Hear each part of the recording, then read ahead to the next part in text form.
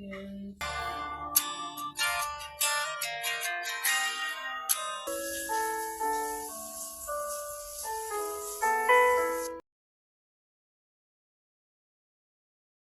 dimulai ketika petugas damkar Song Yan membuat pangsit bersama rekan-rekannya.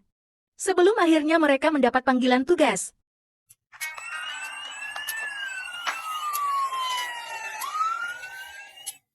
Pada saat yang sama, dokter cantik bernama Sujin berpacu dengan waktu untuk menyelamatkan pasien dalam sebuah operasi. Setelah menyelesaikan tugasnya, sekelompok damkar meminta Sujin memeriksa Song Yan yang sakit gigi dan mengenakan masker. Sujin merasa familiar saat melihat calon pasiennya.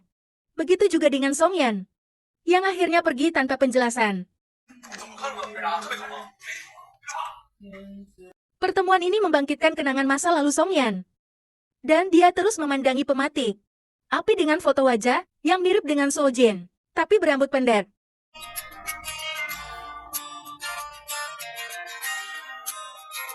Keesokan harinya, Sujin menerima telepon yang mengatakan bahwa ada kebakaran di dekat kediamannya. Petugas damkar tiba di lokasi dan segera menyelamatkan orang-orang yang masih terjebak di dalam gedung. Sujin menerobos kerumunan sambil membawa kotak B3K. Tapi Song Yan kebetulan melihatnya dan menghadangnya, dan mereka bertatapan untuk sesaat. Suci mengenalkan dirinya sebagai dokter, dan dia bisa membantu. Song Yan mengizinkannya, dan memintanya tetap berada di belakang. Sementara Suci merawat pasien yang pingsan di luar gedung. Song Yun mengabaikan perintah instruktur, demi menyelamatkan seseorang, dan membahayakan dirinya sendiri. Ledakan terus-menerus membuat situasi semakin tegang, tapi semua orang melakukan yang terbaik untuk membantu satu sama lain. Sujin berhasil menyelamatkan orang-orang yang terluka, dan Song Yan berhasil menyelamatkan diri bersama seorang anak di pelukannya. Setelah keadaan mulai tenang, Sujin terus memperhatikan Song Yan, dan ternyata dia mengenalinya. Namun Song Yan tampaknya pura-pura tidak mengenalnya, dan terus mengabaikannya. Dalam kilas balik, Suci dipindahkan ke sekolah Song Yan di tengah semester saat itu dia masih dipanggil Mong Jin, yang terlihat kikuk dan pemalu. Ini sangat kontras dengan Song Yan yang nakal dan sering mendapatkan masalah. Song Yan mendekatinya dan akhirnya duduk sebangku dengannya. Bang Chin tidak banyak bicara, dan ini membuat Song Yan kesulitan mengenalinya. Sampai akhirnya dia mengetahui nama panggilannya yang lain, yaitu So Chie. Kembali ke masa sekarang, Song Yan dan Su Jin sama-sama mengenang ingatan masa lalu. Dan tampaknya telah terjadi sesuatu yang membuat mereka tidak akrab lagi, seperti dulu. Instruktur damkar, Su Jun menyadari bahwa Song Yan pura-pura tidak mengenali dokter cantik yang terus memperhatikannya saat bertugas, dan mengetahui bahwa dia adalah mantan kekasih Song Yan. Di samping itu, Su Jin ternyata masih menyimpan permen pemberian Song Yan saat masih sekolah. Di masa lalu, Su Jin yang dikenal pendiam dan sombong dijauhi orang-orang, tapi Sonya tidak pernah menyerah dan terus mendekatinya. Banyak siswa nakal yang mencoba mengganggunya. Tapi kehadiran Song yang di sisinya membuat orang-orang takut dan tidak berani berurusan dengannya. Pada akhirnya, Su Jin jatuh hati kepada Song Yan, dan mereka mulai berpacaran. Su Jin tidak sengaja mendengar rekan-rekan kerjanya menggosipkan dirinya. Di ruang ganti, mereka mengetahui latar belakang keluarganya yang kaya, dan menuduhnya bergantung pada koneksi orang dalam. Beruntung, Su Jin tidak ambil pusing dan mengabaikan gosip dirinya. Seperti angin yang berlalu. Di sela-sela kesibukannya, Su Jin pergi ke sebuah jalan yang menyimpan kenangan masa lalunya bersama Song Yan. Kemudian dia pergi ke rumah Song Yan dan bertemu dengan adik sepupunya Zaimyo. Teringat dengan sikap buruknya di masa lalu, Zaimyo menolak kehadirannya dan mengusirnya. Bahkan bibi Song Yan hanya menatapnya dengan dingin dan segera menutup pintu. Ketika Song Yan punya urusan di rumah sakit, Su Jin yang melihatnya buru-buru menemuinya dan mengajaknya minum kopi. Lalu berkata bahwa dia ingin menjelaskan sesuatu kepadanya. Meskipun Song Yeon menolak ajakannya dengan sinis, malamnya dia terus memikirkan Su Jin, sambil memandangi pemantik apinya lagi, dan mengingat masa lalu saat dia memutuskan untuk berhenti merokok demi Su Jin.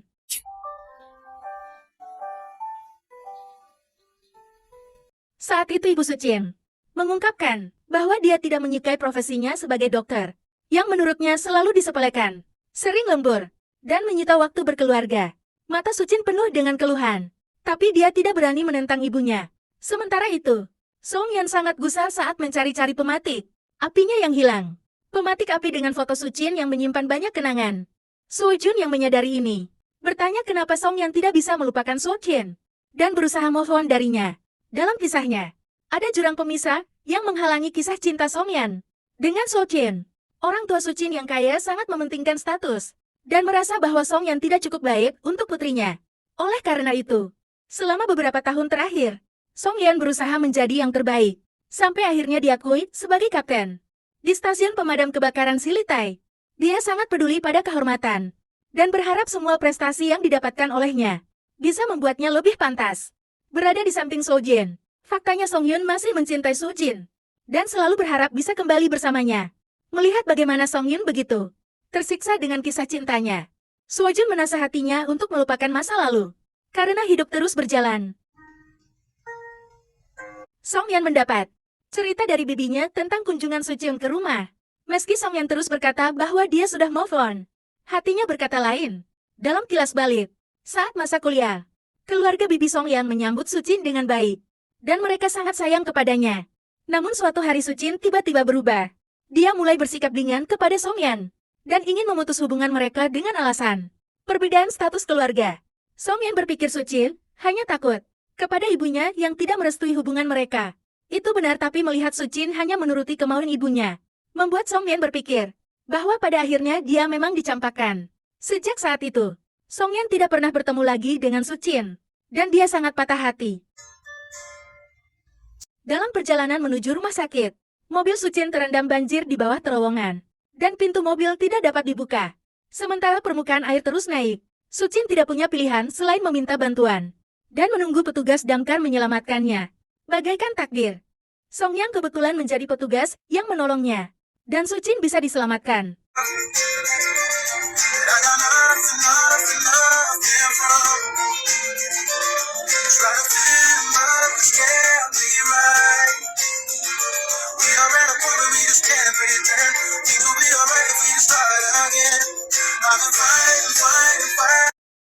Songyan yang khawatir memarahi Sujin karena dia mengabaikan anjuran tinggal di rumah selama hujan badai dan menyuruhnya mencari tempat berlindung.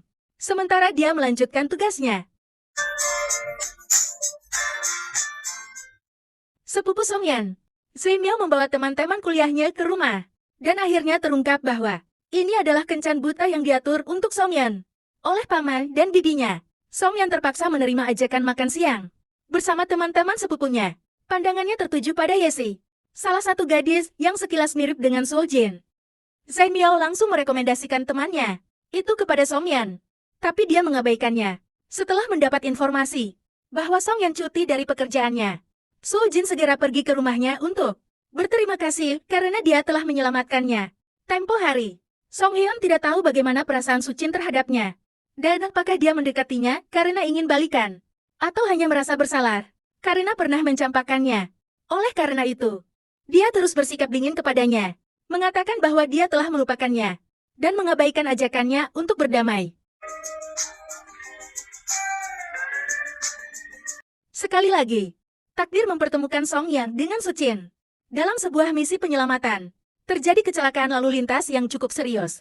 Sujin mengikuti ambulan untuk menyelamatkan korban yang terluka, sementara Songyan dan timnya menyelamatkan korban yang tersangkut di kendaraannya.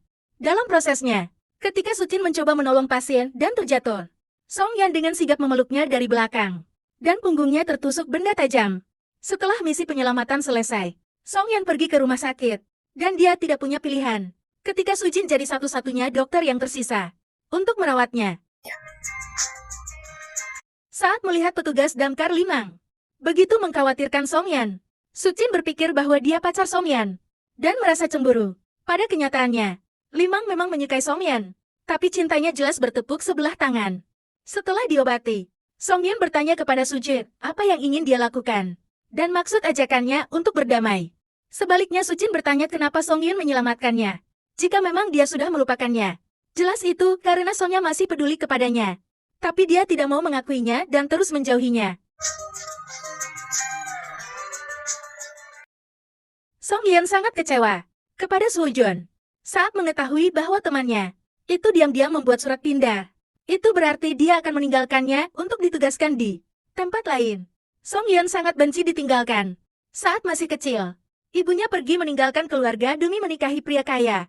Ayahnya yang frustasi menjadi pemabuk dan akhirnya meninggal. Di masa remajanya, dia dicampakkan oleh Su Jin. Dan sekarang teman baiknya ingin pergi tanpa berdiskusi dengannya. Su Jun punya alasan kenapa dia harus pergi. Dan kenapa dia belum menceritakan masalah ini. Tapi Songnya terlanjur mengetahuinya dan kecewa. Merasa bahwa dia tidak dianggap sebagai temannya. Kepribadian Su Jin yang dingin mengundang komentar negatif orang-orang di sekitarnya dan menyebutnya sombong. Namun, salah satu dokter yang pernah ikut bergosip mengenai dirinya, si Jia kini mengakui kehebatannya sebagai dokter bedah. Setelah melihat langsung bagaimana dia mengatasi pasien, alih-alih menjauhinya seperti orang lain, si Jia mencoba mengenali Su Jian lebih jauh dan berusaha memahami sifatnya yang menurutnya sangat unik. Di sisi lain, Yan Chan terus meratapi betapa tidak bahagianya dia, meski hidupnya bergelimang harta. Dan ternyata, kesedihan ini dipicu oleh didikan orang tuanya, yang sangat mengekang. Yan Chan sering menghabiskan waktunya untuk minum di bar milik temannya. Tapi dia tidak pernah merasa terhibur. Tanpa dia ketahui Yesi, teman kuliah Zemil yang bekerja paruh waktu di bar, diam-diam selalu memperhatikannya. Yan Chan tidak tertarik untuk punya pacar. Dia punya semacam perasaan terhadap Su Jin, yang ternyata bukan adik kandungnya. Dalam kisahnya, Su Jin kehilangan orang tuanya saat rumahnya terbakar. Sebagai satu-satunya yang bertahan hidup, dia diadopsi oleh keluarga Yan Chen dan menerima marga Meng. Oleh karena itu, dia punya dua nama. Su Jin peninggalan orang tua kandungnya, dan Meng Chen, yang diberikan orang tua angkatnya. Sejak kecil, Yan Chen selalu melindunginya. Dan seiring berjalannya waktu, dia mulai menyukainya. Namun dia tidak bisa mengungkapkan perasaannya, karena ikatan keluarga yang telah terbentuk. Suatu hari Song Yeon meminjam balkon apartemen Su Jin untuk menyelamatkan anak kecil yang butuh pertolongan. Di lantai atas, Song Yeon terluka dan Su Jin mengobatinya. Sikap baik ini meluluhkan hati Song Yeon, yang mungkin terlihat membencinya karena terus menjauhinya. Faktanya Song Yeon hanya ingin tahu, apakah Su Jin bersungguh-sungguh dengan perasaannya saat ini. Mengingat orang tuanya menentang hubungan mereka, akan sia-sia jika Song Yeon membuka hatinya sekali lagi. Sementara Su Jin belum tegas dengan perasaannya sendiri. Karena mau bagaimanapun, sepasang kekasih harus menjalin hubungan dua arah. Song Yeon bergelut dengan rasa rindu saat dia berusaha menjauhi Su Jin. Tapi pada akhirnya dia menyerah dan membuka hatinya sekali lagi untuk sang mantan. Mereka bertukar kontak dan menyempatkan waktu untuk makan bersama di kedai yang sering mereka kunjungi saat masih pacaran. Song Yeon tidak bisa mengalihkan pandangannya dari Su Jin saat dia mengikat rambutnya dan makan dengan lahap. Song Yeon mengira dia sengaja bersikap imut untuk meluluhkan hatinya, dan dia sangat kesal. Di tengah momen menggemaskan ini, sepupu Song Yeon ditangkap polisi karena menjual kosmetik palsu. Meskipun Seimyo tidak bersalah, karena dia juga tidak tahu barang jualannya palsu. Dia harus ditahan sampai pengedar barang palsu itu ditemukan. Song Yeon merahasiakan masalah ini dari Pamang dan bibinya agar mereka tidak khawatir. Tapi dia bingung bagaimana harus membayar denda dan uang ganti rugi untuk konsumen yang tertipu oleh sepupunya. Dalam upayanya untuk membantu, Su Jin meminjam uang kepada Yi Xiao, teman kakaknya yang juga akrab dengannya. Tapi Yan Chen mengetahui masalah ini dan melibatkan diri. Pada akhirnya, Seimyo bisa dibebaskan berkat bantuan Yan Chen dan koneksi yang dimilikinya. Meski tidak suka, Song Yeon terpaksa menerima bantuannya demi sepupunya dan berjanji akan segera mengganti biaya penebusan adiknya. Melalui kejadian ini, Yang Chen ingin menunjukkan pada adiknya bahwa Song Yeon mungkin tidak akan menjaganya dengan baik, karena dia bahkan kesulitan melindungi sepupunya. Oleh karena itu, Yang Chen berharap adiknya tidak menjalin hubungan serius dengan Song Yeon. Namun Su Jin terus membantahnya. Su Jun menceritakan kesulitannya pada Song Yeon, dan mereka akhirnya berdamai. Dalam kisahnya, ayah Su Jun sedang sakit, dan tunangannya sudah tidak sanggup menjalin hubungan jarak jauh. Oleh karena itu, dia ingin pindah agar bisa menemui calon istrinya sesering mungkin dan membantu perawatan ayahnya. Namun sebelum keinginan itu tercapai, dia mengalami kecelakaan serius saat bertugas yang membuat tangannya cedera permanen dan terpaksa harus dipensiunkan. Song Yeon merasa sangat bersalah karena tidak memahami masalahnya hingga bertengkar dengannya. Dan sekarang, dia harus merelakan temannya pergi dalam keadaan yang tidak baik. Beruntung calon istrinya yang setia tidak meninggalkannya dan mau menjemputnya pulang. Su Jin terpaksa menghadiri kencan buta yang diatur untuknya oleh sang ibu. Dia sangat tidak nyaman saat bertemu lawan kencannya, dan membuat alasan untuk segera pergi. Setelah pertemuan ini, Sucin mengungkapkan pada ibunya bahwa dia sudah menyukai seorang pria. Ibu Sucin tahu siapa orangnya, dan melarangnya mengencani pria itu, atau dia akan bertindak seperti ibu yang jahat lagi untuknya. Dalam kilas balik, setelah lulus SMA, Suci mendaftar di kampus lokal agar bisa terus berhubungan dengan Song Yan, yang saat itu gagal masuk universitas yang sama dengannya. Ibunya sangat marah, berpikir dia rela mengorbankan masa depannya hanya untuk Song Yan, dan segera mengirimnya kuliah di luar negeri. Selama periode ini, Ibu Sucin membakar semua surat yang dikirim Song Yan untuk putrinya, sebagai upaya untuk memisahkan mereka. Akibat ajaran disiplin ibunya yang keras, Sucin belum berani menentang ibunya sejak dia kecil. Walau sekarang sudah mandiri, tampaknya dia masih tertekan dan takut menghadapinya. Oleh sebab itu, dia tidak bisa menegaskan perasaannya untuk Song Yan, dan bingung bagaimana menghadapi situasinya. Ketika Song Yan bertemu dengan Sucin, dan menyadari kebingungan di hatinya, dia memintanya untuk segera memilih antara memperbaiki hubungan mereka atau mengakhiri semuanya. Sucin yang bingung menenggelamkan dirinya dalam alkohol. Sampai akhirnya dia menemui Song Yan dalam keadaan mabuk, dan mengungkapkan isi hatinya. Dia sangat sedih karena terlalu menyukai Song Yan, tapi tidak cukup berani untuk menentang ibunya. Meski begitu, dia terus mencari cara untuk memperjuangkan perasaannya. Sucin tidak pernah bercita-cita jadi dokter, tapi itu profesi yang cocok untuknya sebagai antisosial. Oleh karena itu selama 10 tahun terakhir, dia terus belajar agar bisa menjadi dokter, dengan harapan dia bisa menafkahi dirinya sendiri, tidak bergantung lagi pada keluarganya, dan punya kesempatan untuk menentukan jalan hidupnya sendiri. Melihat bagaimana Song Yan terus menjauhinya, membuat Sucin bertanya-tanya, apa yang telah dia lakukan untuk memperjuangkan hubungan mereka. Song Yan terdiam dan merasa sangat bersalah. Dia tidak menyadari Sucin sudah berusaha berjalan ke arahnya, tapi dia malah menjauhinya.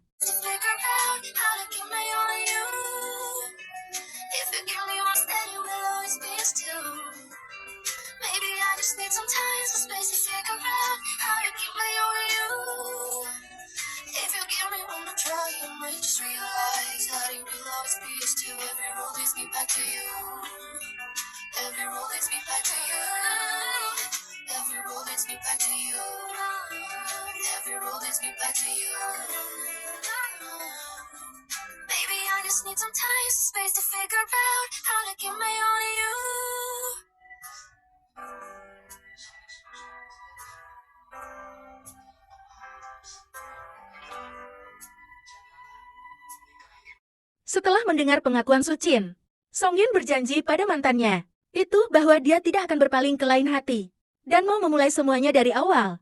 Namun dia tidak bisa menjanjikan sebuah komitmen selama Sucin belum memutuskan pilihannya. Song Yan mau menanggung semua resikonya, tapi dia butuh kepastian. Apakah Sucin mau menghadapi orang tuanya demi cinta mereka atau tidak? Sampai saat itu, Song Yan belum bisa bergerak ke arahnya seperti apa yang dia harapkan. Sucin sudah menganggap orang tua angkatnya seperti keluarga sendiri. Bagaimanapun, mereka sudah merawatnya dan memberinya kehidupan yang layak. Dan karena itu dia tidak mau melukai perasaan mereka. Stasiun damkar, Silitai, mendapatkan instruktur baru yang akan menggantikan S.A. John. Mengejutkannya, dia adalah Jiang Ye, pria yang pernah kencan buta dengan Shou Qian. Semua orang menyambutnya dengan baik, kecuali Song Yan yang tampak acuh tak acuh, karena dia belum bisa merelakan kepergian sahabatnya. Setelah bekerja di bar, Yesi bekerja sebagai sopir pengganti. Dan sudah hampir 3 tahun dia mengambil pekerjaan ini. Dia tidak seberuntung mahasiswa lain, karena harus mengambil pinjaman besar untuk membayar kuliahnya. Menjelaskan kenapa dia gila kerja, dan hampir tidak punya waktu untuk bersantai. Setiap kali Yan Chen berkunjung ke bar Yeshol, Yesi selalu mengantar pulang sebagai sopir pengganti. Dan perlahan mereka mengenal satu sama lain. Satu kesempatan, Sujin berusaha meyakinkan ibunya bahwa Song Yan tidak seburuk yang dia pikirkan. Sujin sangat menghormati ibunya, dan dia tidak pernah sekalipun meninggikan suaranya saat berbicara dengannya. Dia terus memohon dengan lembut, tapi tampaknya sang ibu tidak pernah mau memahami perasaannya atau sekadar mendengarkan keluh kesahnya. Ada alasan kenapa Ibu Sucin menentang keras hubungan putrinya dengan Song Yan. Di masa lalu, ayah Song Yan adalah pekerja konstruksi di perusahaan keluarga Men. Keluarga angkatnya Sucin. Ketika teman-temannya di PHK, ayah Song Yan membantu mereka untuk meminta uang kompensasi. Dengan aksi unjuk rasa, ayah mengingin berbicara dengan para pekerja, tapi istrinya bersikeras tidak. mau memberikan sepeser pun uang kepada mereka untuk menghentikan aksi demo. Ibu Mah membayar salah satu pekerja yang di-PHK dan menyuruhnya memfitnah ayah Song Yan menerima suap agar dia dipecat dan tidak bisa memimpin aksi unjuk rasa lagi. Ayah Song Yan merasa dikhianati, dan begitulah bagaimana dia jatuh dalam keterpurukan. Lebih buruk lagi, istrinya pergi meninggalkan keluarga demi menikahi orang kaya. Sejak saat itu, Song Yan harus belajar menghidupi keluarganya sendiri karena ayahnya menjadi pemabuk yang tidak bisa diandalkan. Hingga suatu ketika, dia menemukan ayahnya meninggal kedinginan di depan pintu rumahnya. Pada akhirnya, dia menjadi anak terlantar yang hidup bersama paman dan bibinya. Ibu Sucin selalu berpikir bahwa Song Yan mewarisi sifat ibunya yang mate, yang hanya ingin mengencani putrinya demi harta. Karena itulah, dia tidak mau merestui hubungannya dengan Sucin. Di satu kesempatan, Song Yan bertemu dengan Yeon Chen, yang memperingatinya untuk sadar diri. Menurutnya mereka berasal dari dunia yang berbeda, dan ada batas yang menghalangi. Song Yan mengabaikannya, dan berkata bahwa Yeon Chen tidak berhak membuat keputusan untuk adiknya, karena dia sendiri bahkan tidak bisa menentukan jalan hidupnya sendiri. Perkataan Song Yeon jadi tamparan keras untuk Yeon Chen, yang memang selalu merasa dikekang oleh ibunya. Terkadang Yeon Chen merasa kasihan kepada Sol Jin, karena menjadi bagian dari keluarganya. Tapi dia juga merasa beruntung, karena punya seseorang yang selalu ada untuk menemaninya. Yeon Chen takut jika adiknya memilih Song Yan, hubungan keluarga mereka akan rusak, dan dia kehilangan satu-satunya saudara yang bisa memahami penderitaannya. Karena itulah dia tidak merestui hubungannya dengan Song Yan. Namun Sucin menegaskan bahwa dia akan mencari cara untuk memperjuangkan cintanya, tanpa harus merusak hubungannya dengan keluarga. Dalam sebuah misi memadamkan kebakaran, Song Yeon menyelamatkan seorang anak yang terjebak bersama neneknya. Namun setelah dilarikan ke rumah sakit, nenek dari anak itu dinyatakan meninggal dunia. Kasus ini segera viral di media sosial. Kabar mengatakan ibu anak itu kabur dengan pria kaya. Ayahnya menelantarkannya, dan dia hidup kesulitan bersama neneknya. Kisahnya hampir mirip dengan Song Yan dan Susi memahaminya. Ketika wartawan bertanya, apa pendapat Sujin jika anak itu bertemu lagi dengan ibunya? Sujin berkata bahwa sejak awal, wanita itu meninggalkan anaknya, dan dia tidak pantas menjadi seorang ibu. Anak itu akan dikirim ke panti asuhan, dan mungkin kehidupannya akan jauh lebih baik tanpa ibunya. Song Yan kebetulan mendengar jawaban ini dan merasa tersentuh. Kesedihannya seakan tervalidasi, karena dia juga membenci ibunya yang pergi meninggalkannya. Sucin sedikit memahami apa yang dirasakan Song Yan, karena dia tahu perjalanan hidupnya sejak SMA. Dia selalu menemaninya dan menghiburnya di kala sedih. Sucin percaya uang bisa membeli kebahagiaan, karena itu yang selalu diajarkan ibunya kepadanya.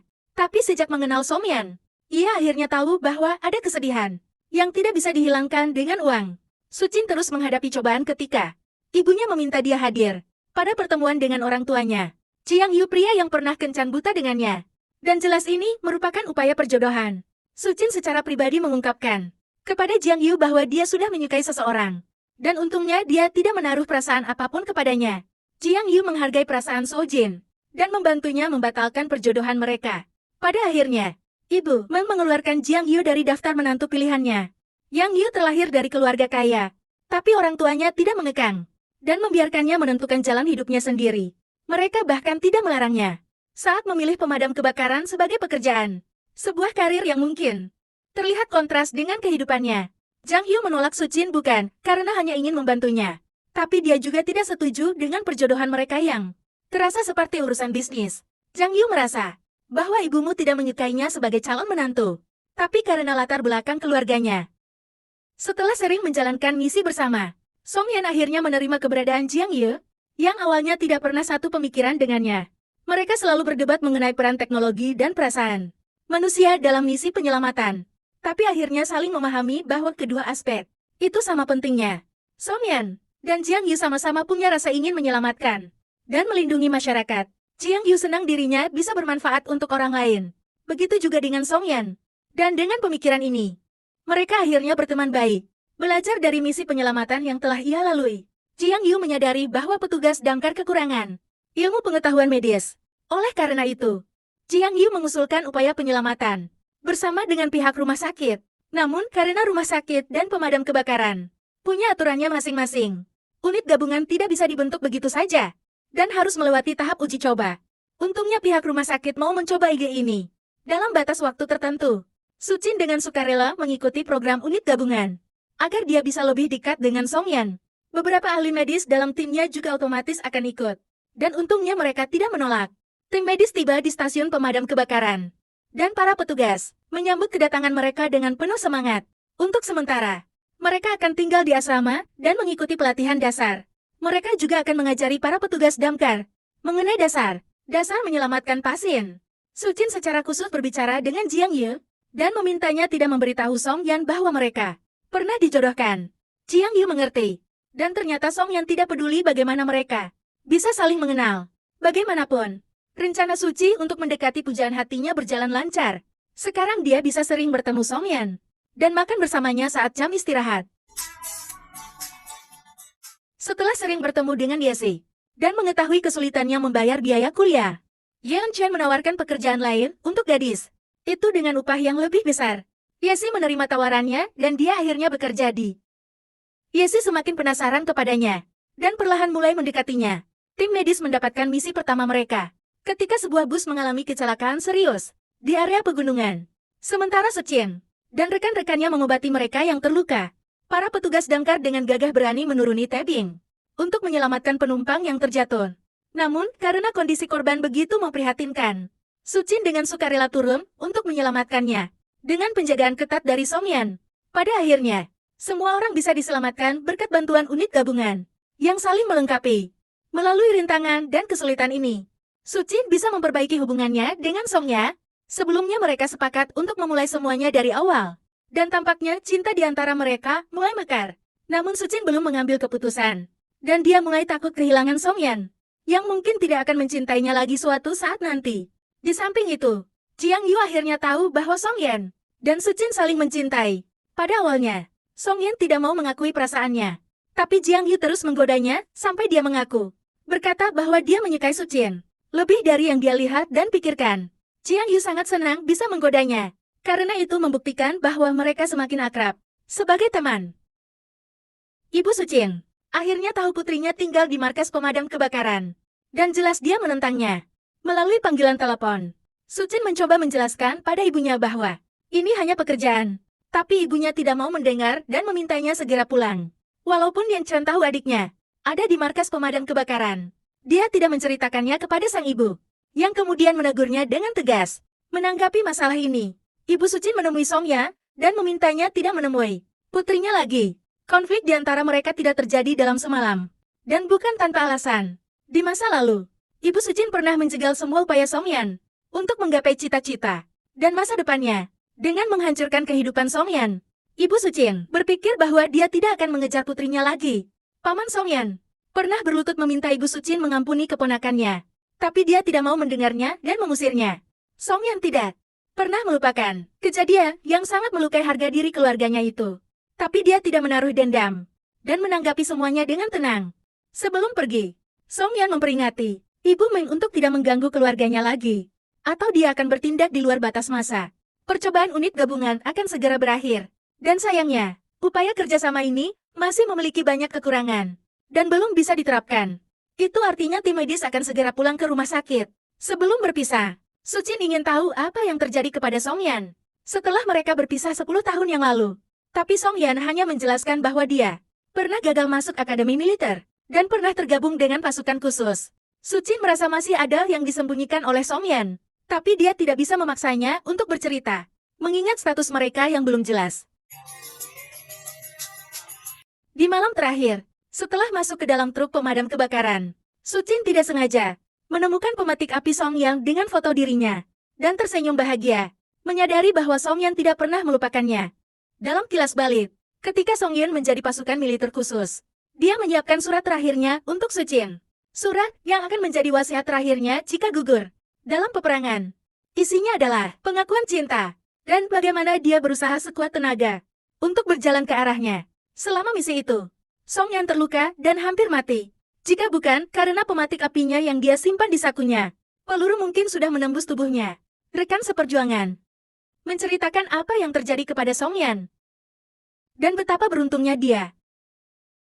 Rekan tentara itu bertanya, siapa gadis yang ada di foto pematik apinya? Dan Songyan menjelaskan bahwa dia adalah wanita yang kelak akan dinikahi olehnya. Berkat dedikasi dan kerja kerasnya, Song Yeon akan dipromosikan ketika dia kembali. Dengan pencapaian tersebut, dia bisa menikahi Suci dengan bangga. Namun tampaknya itu tidak pernah terjadi. Dengan kepergian staf medis dari markas pemadam kebakaran, Song Yeon mulai merindukan Sujin. Tapi dia tidak mau mengakuinya. Di samping anjing peliharaannya, Song Yeon terus memandangi kontak Sujin. Sampai akhirnya dia tidak sengaja menghubunginya. Song Yeon segera mencari alasan kenapa dia menghubunginya. Tapi Suci menyadari dia berbohong dan tersenyum tipis. Bagaikan takdir, mereka dipertemukan kembali. Dengan cara yang tidak terduga, pihak rumah sakit mengadakan latihan kebakaran, di mana para petugas damkar Silita akan ikut serta. Dalam latihan ini, semua orang mendapatkan perannya masing-masing untuk mendukung skenario yang mungkin akan terjadi. Saat kebakaran, Sucin dipilih untuk berperan sebagai dokter yang menunggu penyelamatan. Ketika Song Yeon menemukannya, ia mengeluhkan kedatangannya yang dianggap lambat. Saat keduanya sedang bertengkar, tiba-tiba terjadi gempa yang begitu dahsyat. Song Yeon melindungi Sucin dari tumpukan barang-barang yang terjatuh dan segera membawanya keluar dari rumah sakit. Menanggapi bencana ini, pemerintah membentuk tim penyelamat untuk membantu korban gempa bumi di kota Wangshan yang luluh lantak. Walaupun situasinya tidak memungkinkan, para petugas damkar berjuang di garis depan, menghargai setiap menit dan detik untuk menyelamatkan orang-orang yang terjebak reruntuhan. Sebagai relawan tim medis, Sucin berusaha melakukan yang terbaik untuk membantu korban. Terluka pasukan militer juga tiba untuk membantu proses evakuasi warga. Gempa susulan terjadi dari waktu ke waktu. Sucin dan Song Yeon berpapasan saat menyelamatkan orang-orang. Tapi mereka hanya bisa saling berharap diberikan perlindungan. Di tengah proses evakuasi, Song Yeon menemukan wanita hamil yang sudah meninggal. Tapi janin dalam kandungannya masih hidup. Sucin segera melakukan prosedur pembedahan. Sampai akhirnya terdengar suara tangisan bayi. Dan semua orang merasa sangat lega. Para petugas dengan hati-hati melindungi bayi itu sampai ke ambulans dan bersorak gembira.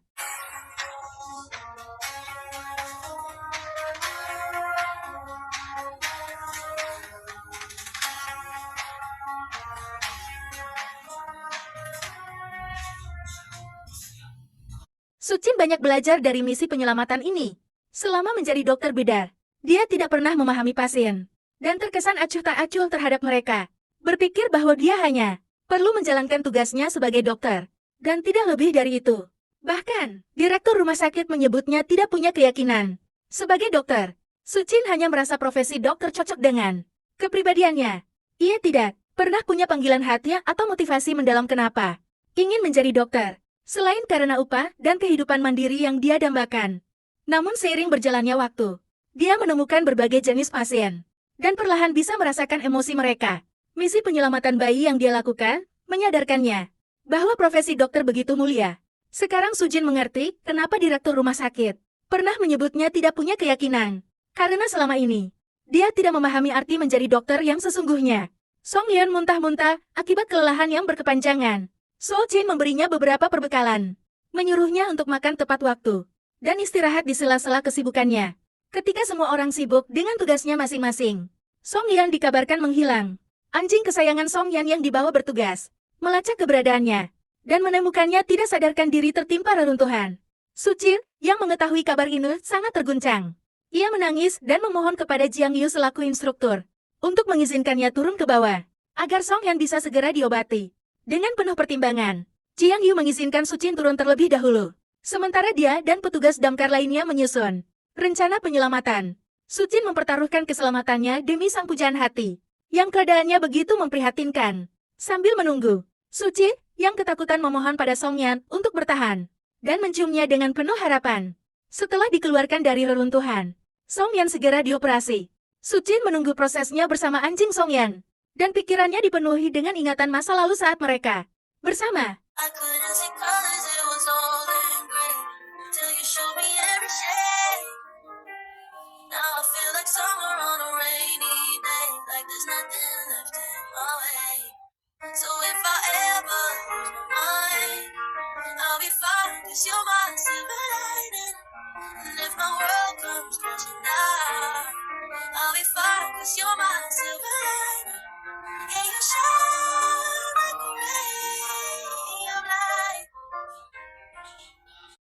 Suci menenangkan dirinya sambil mengobati pasien lain. Hatinya lega saat mengetahui Song Yan baik-baik saja. Dia merasa sangat bersyukur, tapi akhirnya pingsan karena kelelahan. Saat siuman, Sucin mendapati dirinya terbaring di samping Song Yan, yang kemudian terbangun, dan bertanya kepadanya, apakah dia baik-baik saja. Keduanya hanya saling memandang, memejamkan mata, dan mengistirahatkan pikiran. Melihat hal ini, perawat memisahkan jarak antar tempat tidur mereka, mengatakan bahwa mereka harus istirahat, dan bukan saatnya bermesraan. Pada malam itu, Yan Chen dan Yi Xiao tiba di kota Wangxiang. Mereka menyumbangkan sejumlah perbekalan untuk korban dan regu penyelamat. Yan Chen diam-diam memasuki bangsal untuk memeriksa keadaan adiknya, memastikan dia tetap hangat dan beristirahat dengan baik. Dia tidak menunjukkan ekspresi apapun saat melihat Song Yan, dan pergi meninggalkan mereka dengan tenang. Sucin terus mengganti air untuk menghangatkan tangan Song Yan, sampai akhirnya dia terbangun dan berterima kasih kepadanya. Rekan seperjuangan Song Yan di militer datang ke bangsal untuk menjenguknya. Dia kebetulan melihat proses evakuasi Song Yan dan mengenalinya. Setelah memperhatikan So Jin, dia teringat dengan fotonya yang ada di pematik api Song Yan dan berpikir mereka sudah menikah. Setelah Sucin pergi, rekan seperjuangan bertanya, kenapa Song Yan beralih ke pemadam kebakaran? Tapi dia tidak menjawab dan hanya menjelaskan bahwa semuanya telah berakhir. Sucin menerima paket kiriman kakaknya. Dia segera meluangkan waktu untuk menghubunginya dan mengucapkan terima kasih. Yang Chen tidak mau mengganggu pekerjaan Sucin, dan karena itu dia segera pergi setelah memeriksa keadaannya. Di sisi lain, para petugas damkar menjenguk Song Yan dan membawa kabar bahwa bayi yang mereka selamatkan sudah bertemu dengan ayahnya, yang ternyata seorang tentara. Mereka juga memberitahu Song Yan bahwa Sucin sangat mengkhawatirkannya dan terus menangis selama proses evakuasinya. Salah satu petugas damkar memberitahu Song Yan situasi saat itu. Sucin sangat peduli padanya dan bersikeras ingin menyelamatkannya, hingga mengabaikan keselamatannya sendiri. Saat itu Sucin mengungkapkan bahwa Song Yan adalah hidupnya. Petugas damkar menceritakan ini kepada Song Yan, berpikir bahwa dia harus mengetahuinya. Di satu kesempatan, Song Yan dan Sucin duduk bersama di reruntuhan, sambil menghela nafas, memandangi kota Wangxiang, yang pernah mereka kunjungi saat masih berpacaran. Kini sudah hancur porak-poranda. Sucin mengembalikan pematik api yang dia temukan di truk, dan bertanya, apakah Song Yan selalu menyimpannya selama ini? Song Yan mengakuinya, dan menatap mata Sucin sampai panggilan tugas memisahkan mereka. Sebelum pergi, Sucin mengajak Song Yan untuk bertemu lagi setelah tugas mereka selesai, dan dia menerima ajakannya. Setelah penyelamatan selesai, para dokter, tentara dan pemadam kebakaran meninggalkan Wangxiang. Di tengah sorak-sorai masyarakat, mereka sangat berterima kasih kepada para petugas yang telah berjuang di garda terdepan untuk menyelamatkan orang-orang dan memulihkan keadaan kota. Sucin menunggu kabar dari Song Yan setelah keadaan kembali tenang. Dia sangat bahagia ketika Song Yan mengajaknya berkencan dan segera berdandan secantik mungkin. Di tengah perjalanan kereta bawah tanah, Song Yan melindungi Sucin dan memberinya ruang kecil untuk mereka berdua. Song Yan dan So Jin menghabiskan waktu mereka di bioskop. Keduanya hampir berciuman, tapi terganggu dengan gelak tawa para penonton. Setelahnya mereka belanja ke supermarket dan masak bersama di rumahnya So Jin. Ketika malam semakin larut dan Song Yan bersiap untuk pulang, Sucin merasa sedih karena dia masih ingin menghabiskan waktu bersamanya. Tidak mau menyerah, Sucin mengejar Song Yan, yang ternyata tidak sanggup untuk pulang karena dia juga masih merindukan Sucin. Song Yan bertanya apakah Sucin masih menyukainya dan mengajaknya balikan. Mereka sudah berpisah begitu lama, namun tetap menyukai satu sama lain. Mereka juga saling memahami dan mencinta lebih dari sebelumnya. Mereka bahkan telah melewati hidup dan mati bersama. Song Yan sangat menyukai Sucin dan selalu menyukainya selama bertahun-tahun. Karena Sucin tidak menjawab, Song Yan berpikir dia belum membuat keputusan dan akan terus lari dari perasaannya.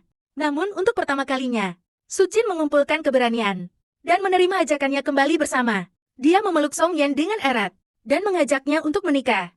Di malam yang tidak terduga itu, mereka kembali ke rumah sambil berciuman dan saling menanggalkan pakaian satu sama lain. Mereka berbagi kehangatan di sepanjang sisa malam itu, sambil melepas kerinduan selama bertahun-tahun.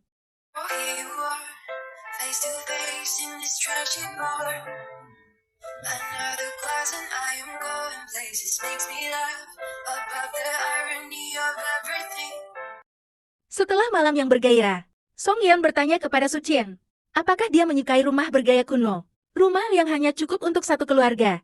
Sucin menjawab bahwa dia menyukainya dan berharap punya pekarangan kecil. Setelah sarapan pagi, Sucin merasa cemburu ketika Songyeon bercerita bahwa dia punya urusan pekerjaan dengan Limang, wanita yang menyukainya di stasiun pemadam kebakaran. Songyeon segera mencium Soo-jae untuk meyakinkannya bahwa dia hanya mencintainya. Bapak petugas damkar mengalami trauma pasca bencana. Limang memimpin diskusi dan berkata bahwa mereka harus memberikan pelatihan khusus bagi anggota yang terdampak. Limang sangat tersentuh ketika dia menemukan air hangat dan catatan saran yang diberikan seseorang untuknya. Ternyata catatan itu berasal dari Jiang Ye yang sudah menemukan pujaan hatinya. Setelah melewati banyak hal bersama saat menjalankan misi, Jiang Ye jatuh hati kepada Limang dan sekarang dia berusaha memenangkan hatinya. Sementara itu, di rumah sakit, Sucin terpilih sebagai salah satu dokter yang berjasa dan menyentuh hati masyarakat selama misi penyelamatannya. Direktur rumah sakit mengakui kemampuannya dan memberinya medali sebagai kenang-kenangan. Itu adalah medali fenomenal yang pernah diberikan pemerintah kepada direktur sebagai tanda jasa atas pengabdiannya terhadap masyarakat. Songyeon memberitahu bibinya bahwa dia sudah balikan dengan Sucin. Walaupun bibi Songyeon menyayangkan pilihan ini, dia tetap menghargai keputusan Songyeon. Tidak seperti ibunya. Seinyo sangat emosional dan khawatir kakak sepupunya akan dikecewakan lagi. Tapi Songyeon mengabaikannya. Di tempat kerja, Songyeon menemui Limang untuk mendiskusikan masalah psikologis. Para petugas damkar, Limang menjelaskan bahwa konseling psikologis segera diatur. Dan mungkin butuh waktu yang tidak sebentar untuk mengatasi semuanya. Limang sudah lama menyadari bahwa Songyeon menyukai Sucin. Dan dia sudah merelakannya. Sebelum berpisah, Limang dengan tulus memberi selamat kepada Songyeon atas hubungannya. Sucin yang masih cemburu bertanya, apakah pertemuan Songyeon dengan Limang berjalan lancar? Songyeon memeluknya dari belakang dan menggodanya. Sambil bertanya, apakah dia cemburu? Suasana hati Sucin sedang tidak baik. Karena di sepanjang hari itu Songyeon tidak mengabarinya. Songyeon meminta maaf dan menjelaskan bahwa dia hanya tidak mau mengganggunya bekerja. Tapi Sucin terus merajuk dengan sikap imutnya. Songyeon terus merayunya sampai dia luluh. Dan mereka akhirnya menghabiskan waktu malam bersama.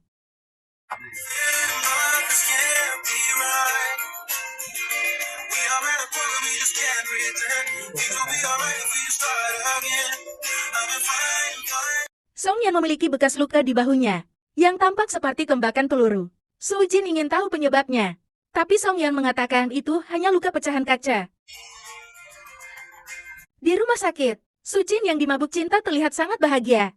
Kepribadiannya seakan berubah, dan semua orang mulai bertanya-tanya siapa gerangan yang membuatnya seperti itu. Di satu kesempatan, Yan Chan bertanya kepada Yesuo, kenapa Yesi jarang kelihatan di bar miliknya? Yesuo bercerita bahwa sekarang Yesi menjadi selebriti internet. Faktanya, Yesi sudah lama menggeluti dunia fashion dan kecantikan, dibantu oleh Semyo yang mengelola akun dan sponsor. Meski begitu, dia masih mempertahankan pekerjaannya di bar, dan sesekali datang untuk bekerja paruh waktu.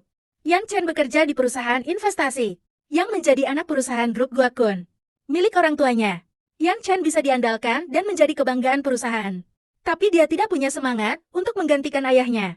Memimpin Guakun Group, semua orang berharap dia menjadi pewaris ayahnya. Tapi dia tidak tertarik, dan sangat tertekan dengan tuntutan ini. Itu sebabnya dia selalu mabuk, dan menghabiskan waktunya di bar, sambil meratapi jalan hidupnya yang hampa, tanpa gairah dan kebahagiaan. Setelah tahu adiknya balikan dengan Songyeon, Yan Chen berusaha mencegahnya, tapi tidak berhasil. Percakapannya dengan Songyeon membuatnya tersadar bahwa dia tidak mengenali adiknya dengan baik. Selama 10 tahun terakhir, Yan Chen sangat membenci Songyeon. Berpikir dia pernah mengajari hal-hal nakal kepada adiknya. Pada kenyataannya, Songyeon hanya menuruti permintaan Sucin yang saat itu ingin merasakan kebebasan. Dan dialah yang selalu menjaganya agar tidak melebihi batas. Sekarang Songyeon bertanya, kenapa Yeon Chen meragukan kelayakannya sebagai kekasih Sucin? Sementara dia bahkan tidak memahami penderitaan adiknya dengan baik. Songyeon bertanya, jika memang Yan Chen peduli pada adiknya, apakah dia bisa melindunginya dari tekanan keluarga? Yan Chen tidak menjawab karena dia sendiri tidak yakin. Terakhir, Songyeon mengungkapkan bahwa Sucin menderita insomnia kronis dan harus meminum pil sebelum tidur. Yan Chen sangat terkejut, membuktikan bahwa dia tidak tahu apa-apa tentang Sucin. Dan tidak ada orang yang mengenali adiknya sebaik Songyeon. Suatu malam, Sucin bercerita kepada Songyeon bahwa keluarganya mungkin problematik, tapi kasih sayang mereka terhadapnya tidak palsu. Sucin mengakui ibunya galak dan gila kekuasaan, tapi dia tetap seorang ibu yang pernah merawatnya sepanjang malam saat demam. dan membelanya saat ada yang merundungnya. Sucin menganalogikan kehidupannya bersama sang kakak sebagai dua ulat dalam kepompong. Tapi salah satu di antara mereka, yaitu dirinya sudah pergi menjadi kupu-kupu. Sucin berharap Song Yun memahami perasaan kakaknya, yang hanya merasa kehilangan dan mengkhawatirkan saudaranya. Sucin mengumpulkan keberanian untuk menceritakan hubungannya dengan Song Yun kepada orang tuanya. Ibu Mo menentangnya dengan keras, dan berpikir Sucin menjadi anak yang membangkang. Ayahnya juga tidak memberi restu, berpikir bahwa Song Yun hanya ingin memanfaatkannya. Sucin dengan lembut berusaha meyakinkan orang tuanya bahwa Song Yun pria yang baik, dan dia bersedia hidup sederhana bersamanya. Namun, tak peduli sebanyak apapun Sucin memohon kepada orang tuanya, dia tidak bisa membujuk mereka. Ketika Ibu Mo menggertak, berkata bahwa Sucin harus memutus hubungan keluarga jika memilih Song Yun. Sucin menangis dan mengembalikan semua fasilitas mewah yang pernah diberikan untuknya. Sucin menegaskan bahwa sampai kapanpun dia akan menganggap ibu dan ayah Meng sebagai orang tuanya. Dia tidak akan melupakan kebaikan mereka saat membesarkannya, dan dia akan terus mengunjungi mereka, walaupun kehadirannya tidak diterima lagi. Ayah dan ibu Meng sangat kecewa. Hati Sucin juga terluka. Tapi ini adalah keputusan yang dia ambil untuk masa depan dan kehidupannya. Karena sudah tidak punya rumah, Sucin pindah ke rumah Song Yun di kediaman paman dan bibinya. Semua orang menyambutnya dengan bahagia, dan bahkan Samuel tidak bersikap sinis lagi kepadanya. Percaya bahwa dia sudah berubah, dan tidak akan mengecewakan kakak sepupunya lagi. Sucin sangat bersyukur, karena dia masih diberi kesempatan untuk memperbaiki kesalahannya di masa lalu. Dan dia sangat bahagia dengan keputusannya. Song Yun tidak bisa menemani Sucin di rumahnya sepanjang hari, karena dia harus kembali ke markas pemadam kebakaran. Song Yun berpesan kepada Sucin bahwa dia tidak perlu membuat paman dan bibinya bahagia. Dia tidak harus mengobrol sepanjang waktu, karena keluarganya sudah tahu dia tidak banyak berbicara, dan mereka tidak keberatan. Oleh karena itu, Sucin hanya perlu akur dengan keluarganya seperti dulu. Sebelum pergi, Song Yun memberi kecupan perpisahan untuk kekasihnya, dan Sucin membalasnya dengan ciuman penuh kasih sayang.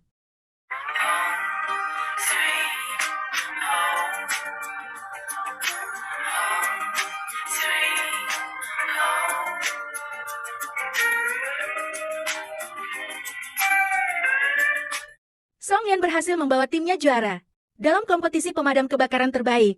Song Yun secara khusus menghubungi Soo Jun yang sudah pulih dan turut berbahagia atas kemenangannya. Di samping itu, pertemanan Song Yun dengan Jiang Yu berjalan dengan baik, dan mereka semakin akrab. Hubungan Yan Chen dengan Yesi juga turut berkembang. Yang Chen pernah hilang kendali saat mabuk. Yesi membantunya dan membawanya ke asrama untuk menginap. Sejak saat itu, Yan Chen mulai terbuka kepada Yesi, dan mereka sering menghabiskan waktu bersama untuk mencari hiburan, atau sekadar bertemu dan bertukar kabar.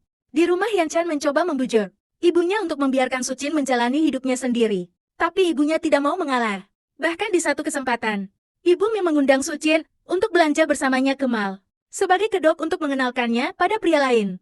Di tengah prosesnya, Sucin bertemu dengan Song Yun yang kebetulan pergi ke mall bersama sepupunya. Sucin dengan berani mengungkapkan bahwa Song Yun adalah kekasihnya. Pengakuan ini membuat ibunya dan lawan kencannya saat itu sangat kecewa. Pada hari tahun baru Imlek, Song Yun mengantar kekasihnya pulang untuk bertemu dengan orang tuanya.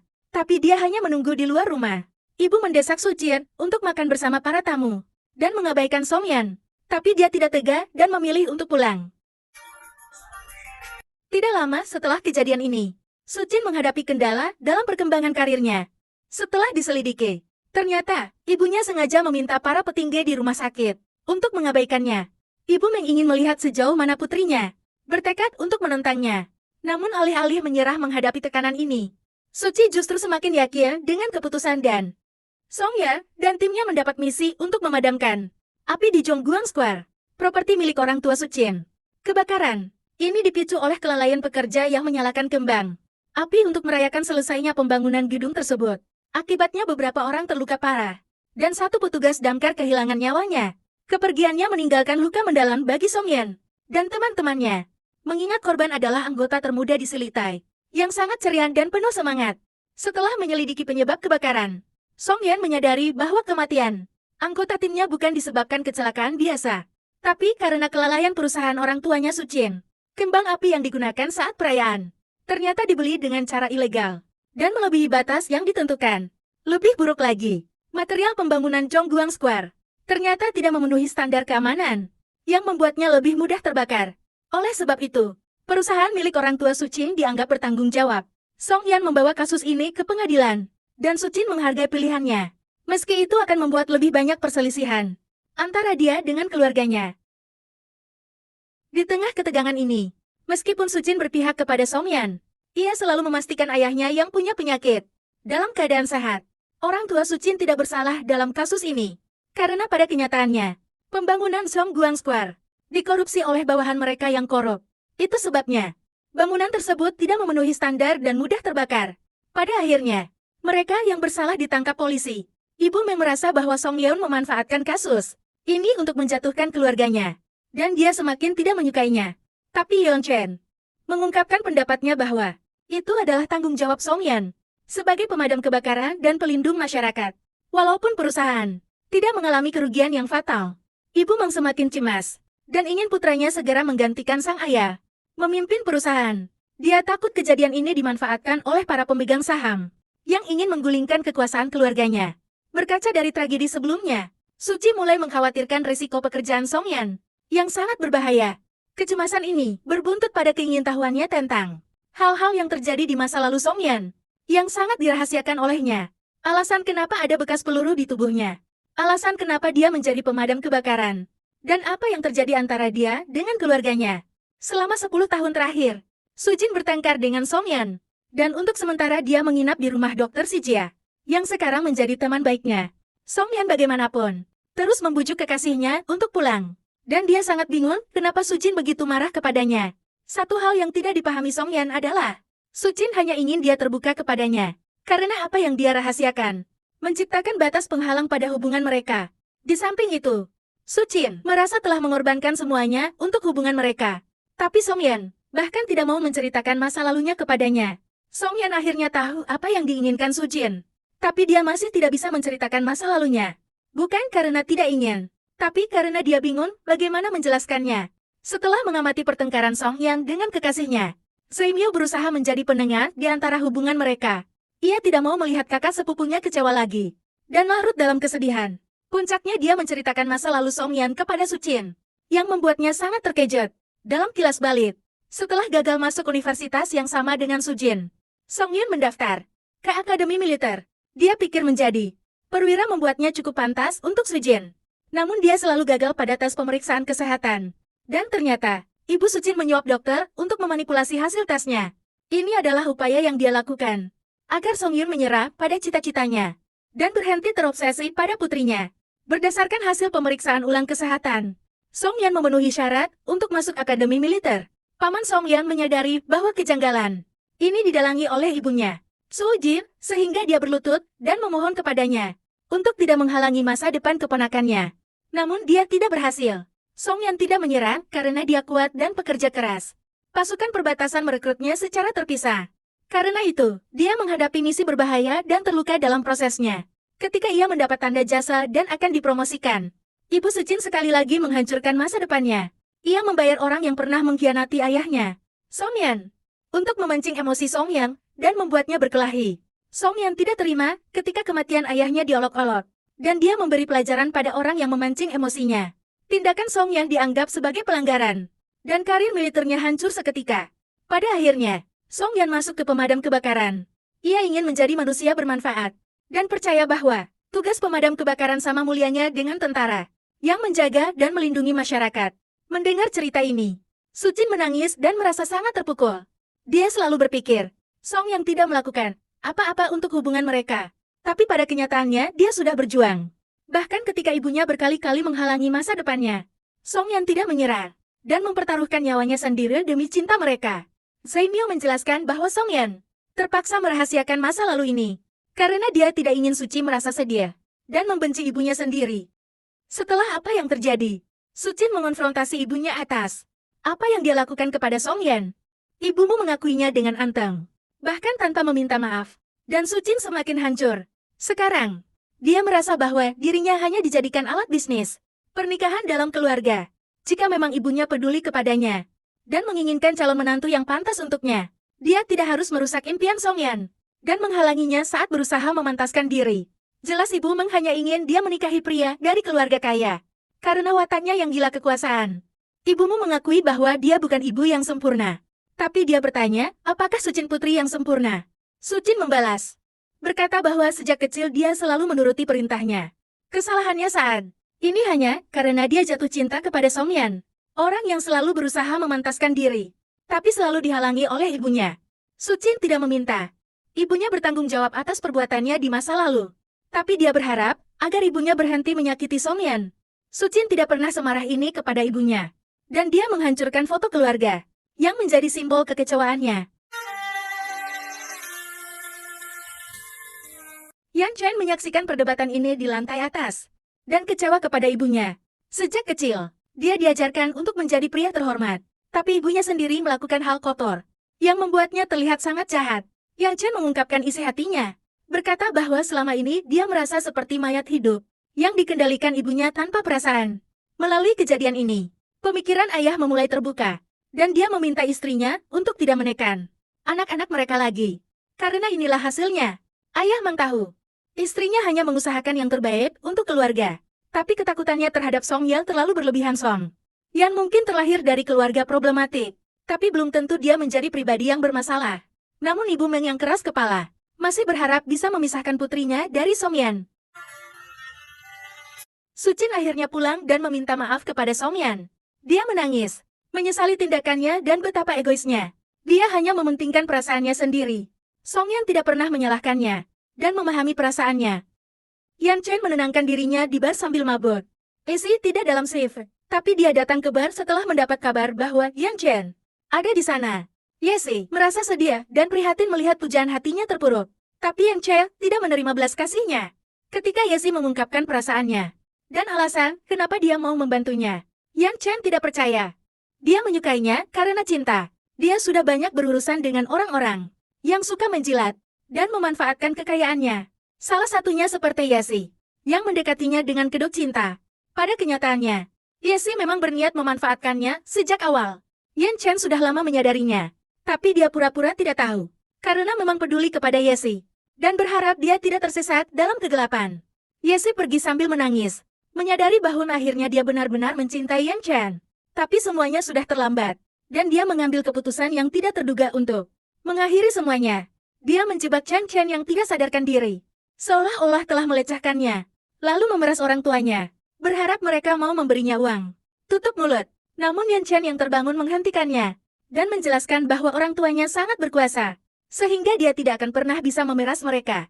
Yizi mengurungkan niatnya, tapi dia terlanjur patah hati, dan melaporkan Yan Chen ke polisi.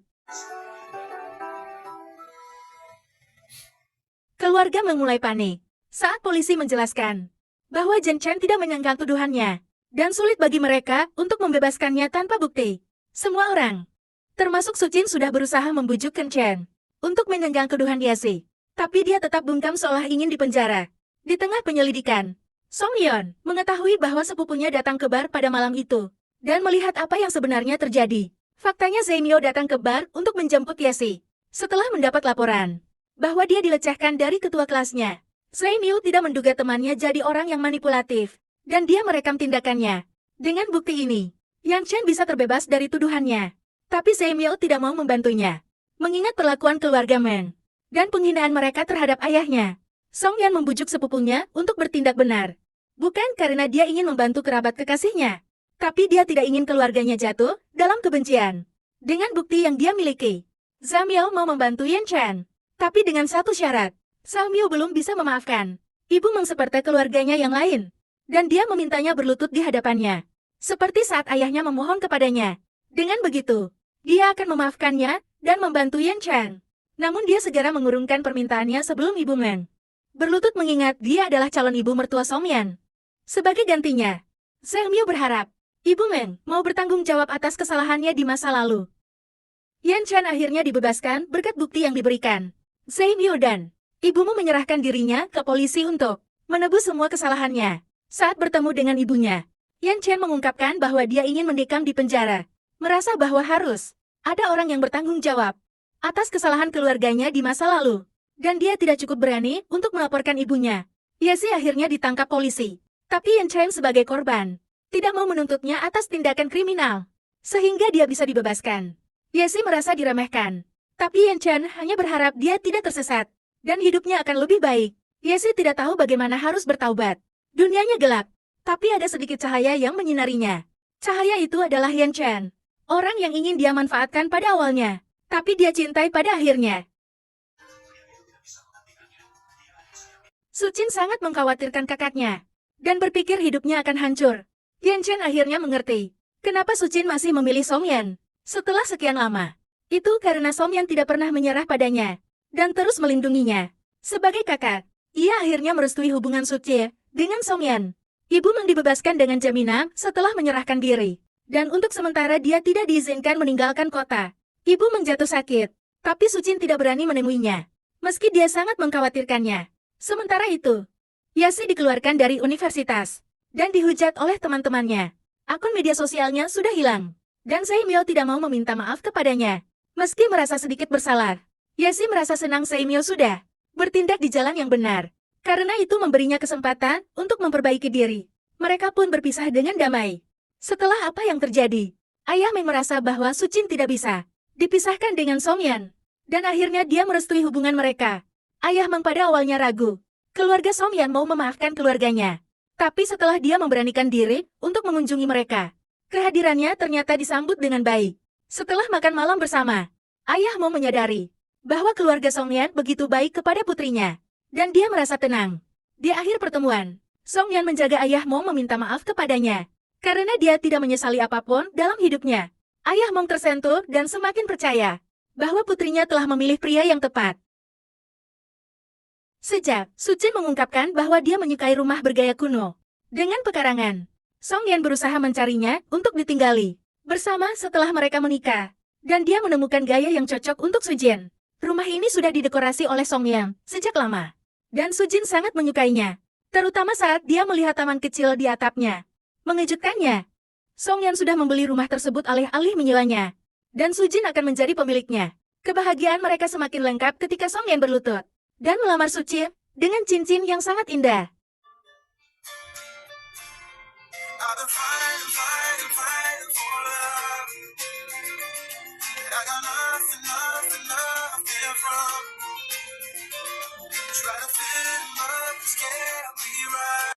Karena Song Yan dan Su Jin sangat sibuk, Sainyo dan keluarganya membantu menyiapkan pernikahan mereka. Mulai dari menyortir pilihan gaun, menyiapkan foto prewed, hingga menyebarkan undangan.